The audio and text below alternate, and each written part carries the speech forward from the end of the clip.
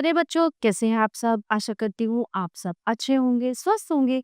स्वागत है आपका इस कक्षा में। आइए आज हम पढ़ते हैं हिंदी व्याकरण का पाठ 16 मुहावरे तथा लोकोक्तियां। मुहावरे। जब कोई वाक्यांश अपने साधारण अर्थ को छोड़कर विशेष अर्थ को परिभाषित करता है तब वो मुहावरा कहलाता है। जैसे श्री गणेश करना शुरू करना। नीचे दिए गए मुहावरों और उनके वाक्य प्रयोगों को पढ़िए और समझिए। आंखों का तारा अत्यंत प्रिय होना। मैं अपनी दादी की आंखों का तारे। आंखें दिखाना गुस्सा करना। काम न करने पर माँ मुझे आंखें दिखा देती। आंखों आंखों में समझाना। चुपचाप अपनी बात समझा देना। मेरी प्यारी दादी माँ आंखों आंखों में अपने मन की बात समझा देती। आंखों में धूल झोंकना, धोखा देना।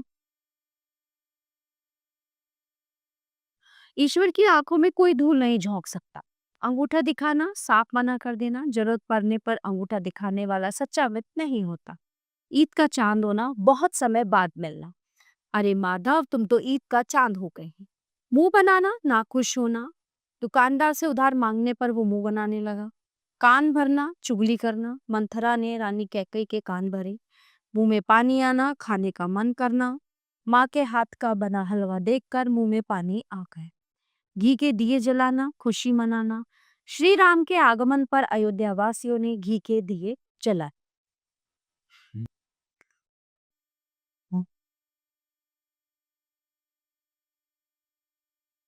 लोकोक्ति।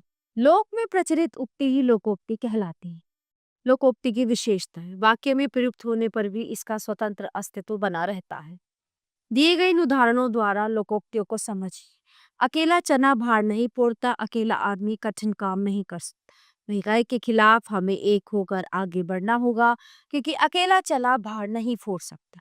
अधजल गगरी छलकत जाए, ओछा व्यक्ति अधिक दिखावा करता। प्रांजल को किसी भी विषय का पूरा ज्ञान नहीं है, पर स्वयं को बहुत ज्ञानी समझता। इसे कहते हैं अधजल गगरी छलकत जाए। आम के आम, गुठलियों के दाम, दोहरा लाभ। चैतन्य को अपनी मेहनत से विद्यालय में सर्वश्रेष्ठ छात्र चुना ही गया, साथ ही छात्रवृत्ति भी मिल गई। इसे कहते हैं आम के आम, गुठलियों के दाम। अब पछताए गोद क्या, जब चिड़िया चुग गई खेत। समय बीत जाने पर पछतान। पहले तो तुम मौज मस्ती करते रहे, समय पर फार्म नहीं भरा, अब हाथ पैर मारने से क्या है। सच ही कहा है, अब पछताए हो क्या, जब चिड़िया चुग गई खेत। उल्टा चोर कोतवाल को डांटे, अपना दोष दूसरे पर मरना। रोहित बहुत चतुर है, एक तो मेरी किताब फाड़ दी और कहता है पहले से फटी थी। सच ही कहा है, उल्टा चोर कोतवाल को डांटे। आगे कुआं पीछे खाई, दोनों ओर से मुसीबत या हाथ। दोस्त की नकल करने की बात यदि अध्यापक को बताता हूँ तो दोस्त नाराज होता है, यदि नहीं बताऊंगा तो गलत बात को बढ़ावा दूंगा। मेरे लिए तो आगे कुआं पीछे खाई। ताली एक हाथ से नहीं बजती, दोस्ती तथा दुश्मनी एक ओर से नहीं होती। मैं नहीं मानती कि सारा दोष सुजाता का ही होगा, क्योंकि ताली कभी एक हाथ से नहीं बजती। जो गरजते हैं वो बरसते नहीं। बोलने वाले कोई ठोस काम नहीं करते।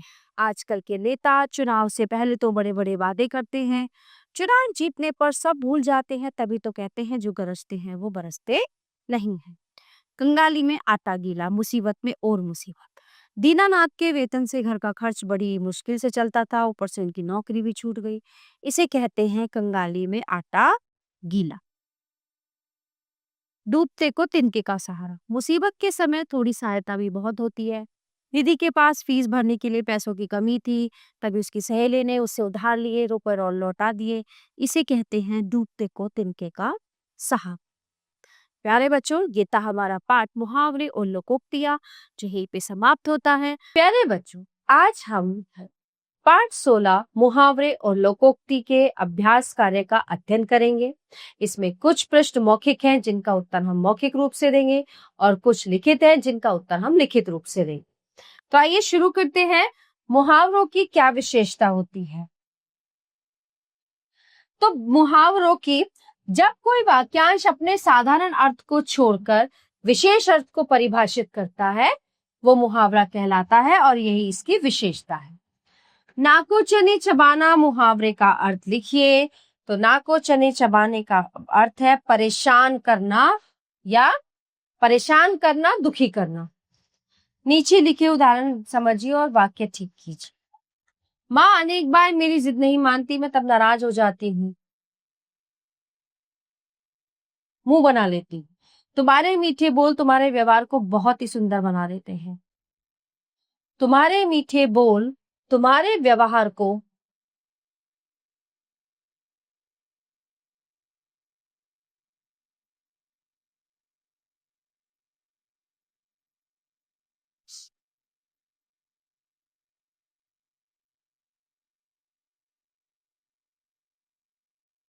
तुम्हारे व्यवहार में चार चांद लगा देते हैं।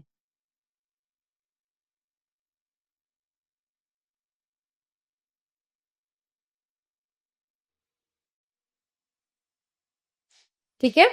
लड़ाई वाली बात बेवजह बढ़ा चढ़ाकर बताने से कोई फायदा नहीं होगा। लड़ाई वाली राई का पहाड़ बनाने से राई का पहाड़ बनाने से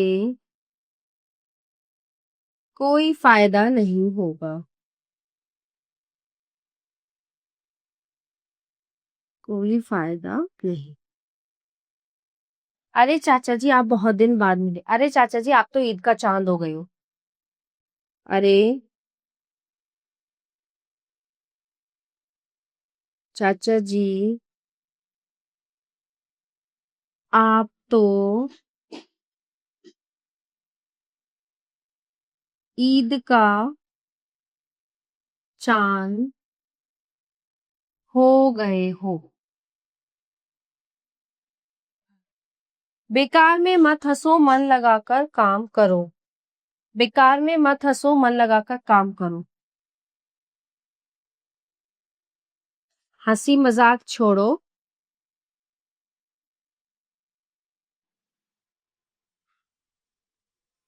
काम करो। ठीक है। अब देखिए यहाँ पे करके दिखाइए, कुछ यहाँ पे दिए गए हैं।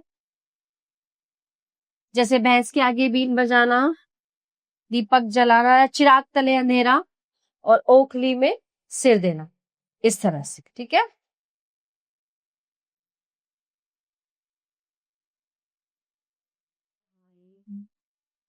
अब बात करते हैं लोकोक्तियों।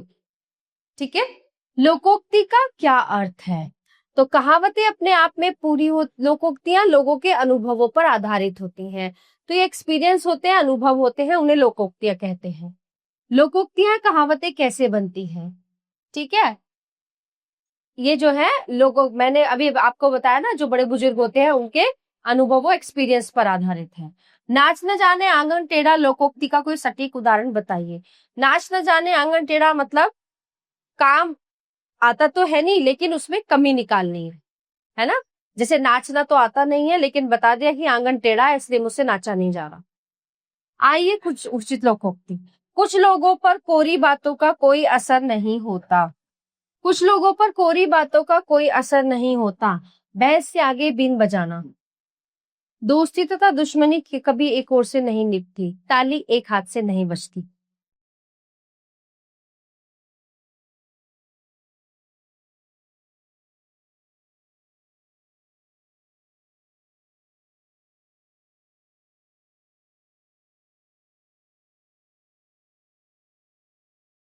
बिल्कुल अनपढ़ होना, काला अक्षर भैंस बराबर।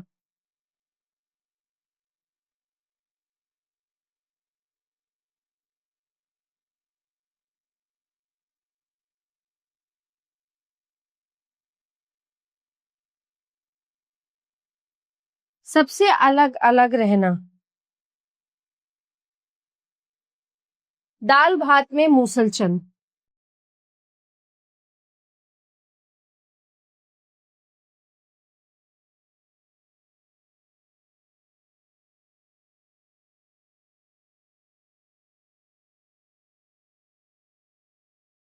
आवश्यकता से कम मिलना। ऊंट के मुंह में जीरा।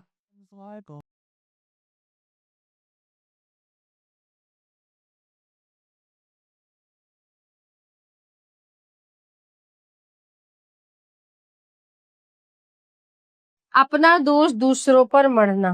नाच न जाने आंगन टेढ़ा।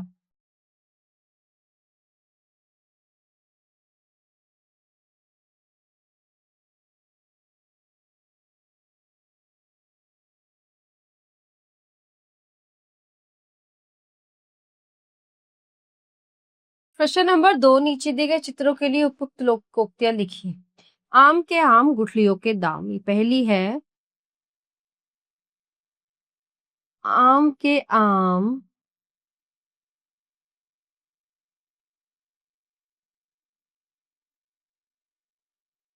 गुठलियों के दाम। आम के आम गुठलियों के दाम। ख, अकेला चना भार नहीं फोड़ सकता।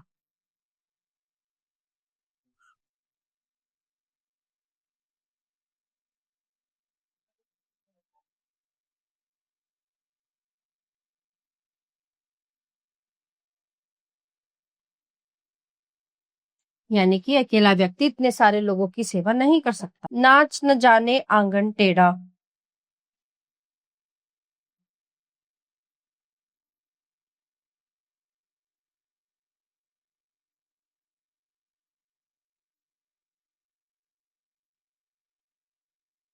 और बिल्ली के भाग से छीका टूटा।